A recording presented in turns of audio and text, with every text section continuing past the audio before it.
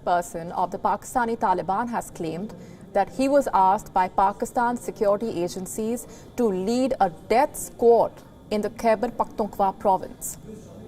Let's break it down for you. Ehsanullah Ehsan was a spokesperson for the Tehreek-e-Taliban Pakistan.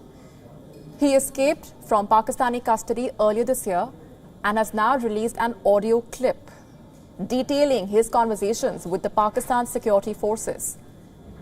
This audio was released a couple of days ago.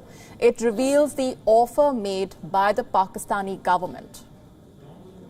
As spokesperson of the Pakistani Taliban, Ehsanullah had claimed responsibility for the attack on Malala Yousafzai, the 2014 Wagah border suicide attack, and countless other terror attacks in Pakistan. The Pakistani Taliban was also behind the deadly attack on an army school in Peshawar, in which 132 school children lost their lives. In the new audio clip, Ehsanullah says, and I'm quoting now, "I was asked to lead a death squad. I was told that I would work against traitors and other enemies of the state. The list I was given included people from Khyber Pakhtunkhwa, and they were Pashtuns from all walks of life, including journalists," unquote. Now, if Ehsan's claims are true, then the Pakistani army has a lot to answer for. At an operational level, they stand exposed. Ehsan claims that escaping his guards was a piece of cake. He used his own mobile phone to book his escape vehicle online. It was Ehsan who ultimately informed the Pakistani commander that he was not at the safe house anymore. But even more sinister is the deal that the Pakistani army was trying to cut with Ehsan. Upon his surrender, he was offered full immunity in exchange for intel.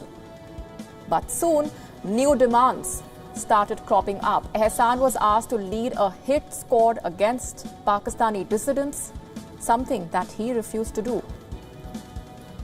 Meanwhile, the chief of Pakistan Army's media wing, Major General Babar Iftikhar, has said that Ehsanullah Ehsan's claims are totally baseless. Our principal diplomatic correspondent, Siddhant Sibal, has been tracking all those developments very closely from New Delhi. He sent us this report. Take a look. Well, indeed, it's a major development because Ehsanullah Ehsan is the former spokesperson of Pakistani Taliban, and the fact that he has accepted that there has been engagement of the Pakistani state, referring to military intelligence dealing with him and giving him a hit list, asking him to lead a death squad, shows how the Pakistani establishment have been using non-state actors to fulfill their purposes, not only inside the country but also outside the country. We know both Kabul and New Delhi have been talking about cross-border terrorism from Pakistan for years now, but inside Pakistan, the fact that the Pakistani state has been using them, he accepted that he was given a list which included journalists from the northwestern province of Khyber Pakhtunkhwa, and also talked about how there was exchanges between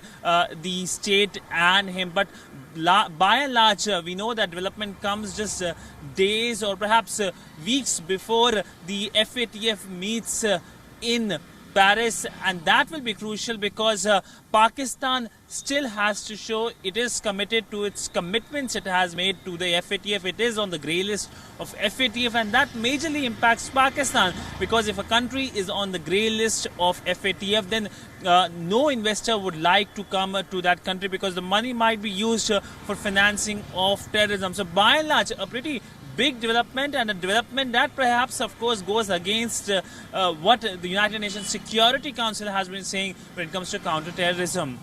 With video journalist Neeraj Patel, Siddhant Sibal for WION